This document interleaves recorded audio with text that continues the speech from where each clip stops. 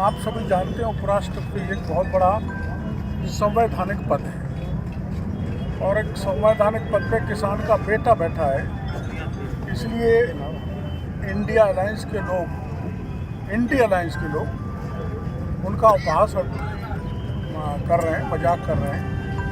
ये जगदीप धनखड़ का उपहास नहीं है, ये देश के लोकतंत्र का उपहास है, संवैधानिक पद का उपहास है, उपराष्ट्रपति पद का उपहास है।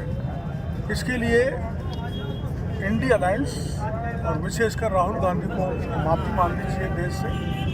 वो इसलिए खुद राहुल गांधी जो वो मिमिक्री चल रही थी तब उसका वीडियो बना रहे थे। अरे आराम से रुको ना। आचरण नैतिक दृष्टि से इनका गिर गया। ये सब मर्यादाहीन हो गए।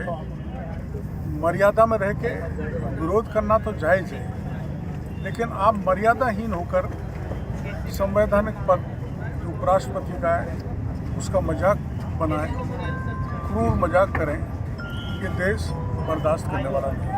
सांसदों को निलंबित करने के लिए भी काफी राजनीतियां हो रही हैं, आरोप प्रत्यारोप लगातार जारी है। की हत्या हो रही है। मैं अगर सदन में चाहे वो अपर हाउस हो राज्यसभा, चाहे लोअर हाउस हो लोकसभा, उसमें आचरण ठीक नहीं करूँगा तो ये सभापति और स्पीकर को अधिकार है उसको सदन से बाहर करने का। वहाँ भी एक विरोध करने का तरीका है, लेकिन वहाँ वो मर्यादा भूल जाते हैं, गरिमा भूल जाते हैं। और गरिमा में एक पद पर सभापति उपराष्ट्रपति हैं और वहाँ स्पीकर लोकसभा के माननीय बिरला जी हैं। तो जो गरिमा या आचरण का पालन नहीं करते हैं, तो ये अभी नहीं, इंदिरा गांधी जी के समय तो बहुत सारे सांसदों को एक साथ निकाल दिया गया था।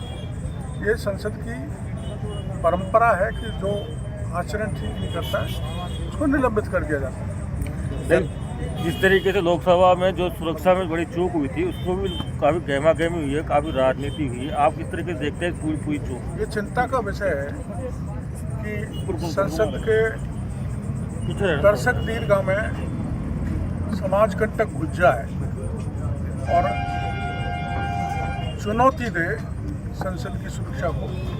उसकी जांच चल रही है, गिरफ्तार भी हो गए हैं और उनको कठोरतम सजा दिलाने के लिए सरकार कटिबद्ध है। सर, राजस्थान की बात करेंगे, मंत्रिमंडल का क्या चल रहा है, कब तक होने वाला है? क्योंकि पूरे राजस्थान को इंतजार बहुत जल्दी हो जाने वाला है, जैसा हमें आभास हो रहा है।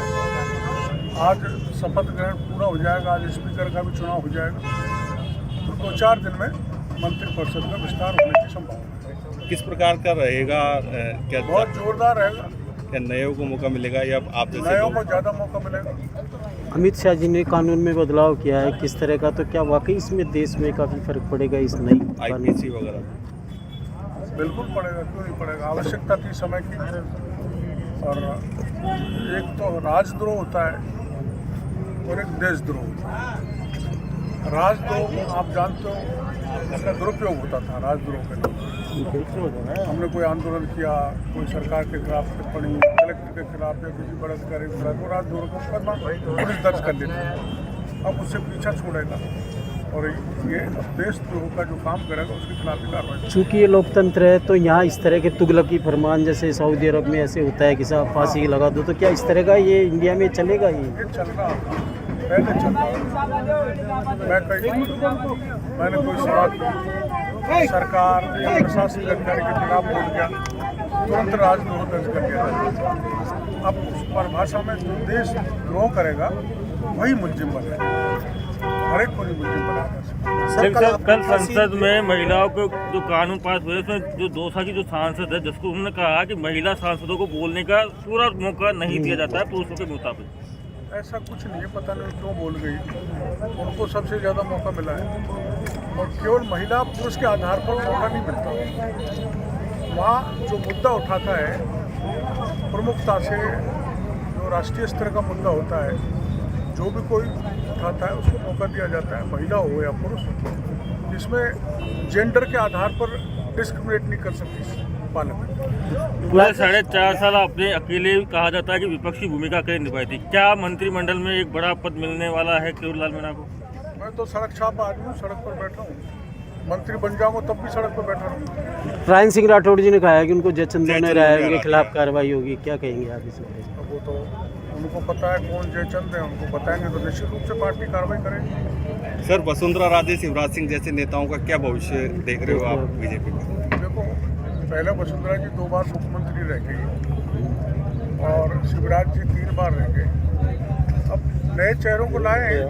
वसुंधरा जी भी जब आई थी, जब बिल्कुल नया चेहरा था, उस समय भी पार्टी के बड़े बड़े नेता ललित किशोर चतुर्वेदी, हरिशंकर भावड़ा, रघुवीर कौशल, घनश्याम तिवारी जैसे चेहरे थे। लेकिन जब वसुंधरा जी को तय किया तो मुख्यमंत्री बनी। क्या सर देश में भी नए चेहरे की आवश्यकता है योगी और अब जैसे? मुख्यमंत्री बनी और अब मुख्यमंत्री भजन लाल जी बन गए तो उन्होंने भी स्वीकार किया, पूरी पार्टी ने किया, हमने भी किया।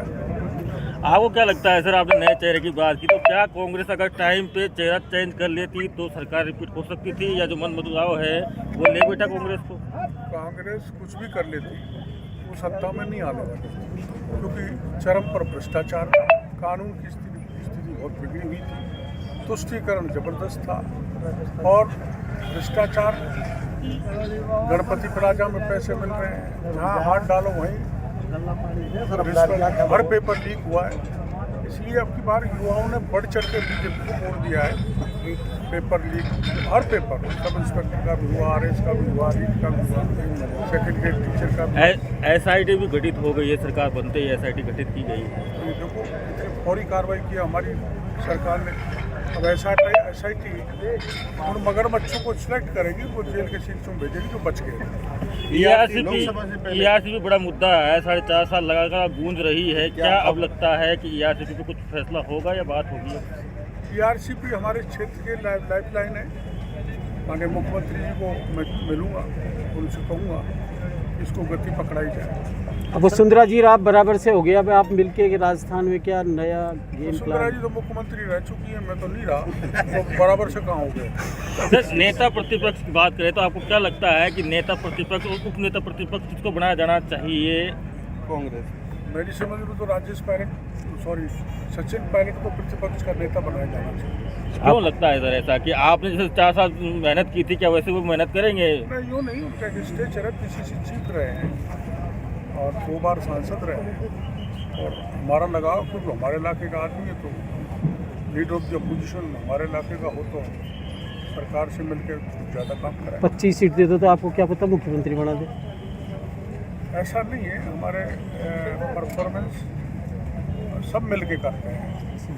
मैं अकेला 25 नहीं जिता सकता, हाँ मैं तो 1-2 जिता सकता हाँ। हूँ। सब हमारा जो स्टेट लीडरशिप है मिल के हाँ। मोदी जी के नाम पर सारी सीट जिता के भेजेंगे। राठौड़ जी को जैसे हराया परफॉर्मेंस, राठौड़ जी को मामला वो स्थानीय है, उनका है, क्या बात रही है तो राठौड़ जी बता सकते सर हैं। वसुंधरा राजे को मीटिंगों में बुला नहीं रहे, जैसे कल परसों मीटिंग हुई मोदी जी के, वहाँ पर उनको बुलाया नहीं, राजेंद्र राठौड़ को बुला लिया हारे हुए को।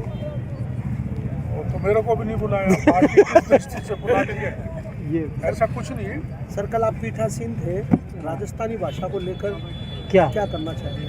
देखो ऐसा है, जो कोई भी भाषा अपन संसद में बोलना चाहे या विधानसभा में बोलना चाहे, वो 8th शेड्यूल में नोटिफाई होनी चाहिए, शेड्यूल्ड होनी चाहिए। ये शेड्यूल तो हिंदी, अंग्रेजी और संस्कृत शेड्यूल है, उन्हीं में शपथ ले सकते हैं, दूसरी भाषा में नहीं ले सकते। कुछ ऐसे प्रयास किए गए?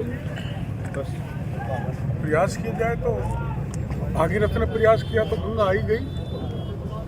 आप अपन पूरा राजस्थान प्रयास करेगा तो राजस्थानी भाषा 8th शेड्यूल में नोटिफाई हो जाए। धन्यवाद। लेकिन सर एक सवाल और पूछूंगा, राजस्थानी राजभाषा को हमेशा एक मान्यता की एक बात कही जाती रही है, हमेशा मुद्दा रहा है।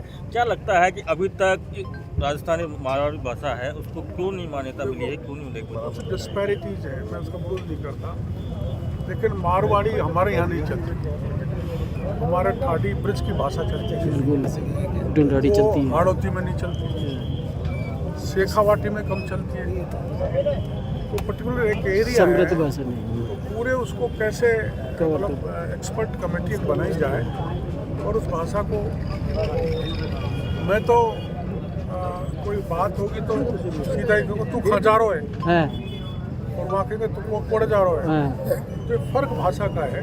तो इस पर एक एक्सपर्ट कमेटी बैठा के राजस्थानी भाषा को एड शेड्यूल में जोड़ा जाए। ये मतलब जहाँ जहाँ भी जिस जिनकी भाषा बोलते हैं, जिसे अपन ब्रिज बोलते हैं आमतौर पर, ठाटी है, तो वो पूरा सबकी स्टडी करके एक्सपर्ट से राय लेकर राजस्थानी भाषा को एड शेड्यूल में।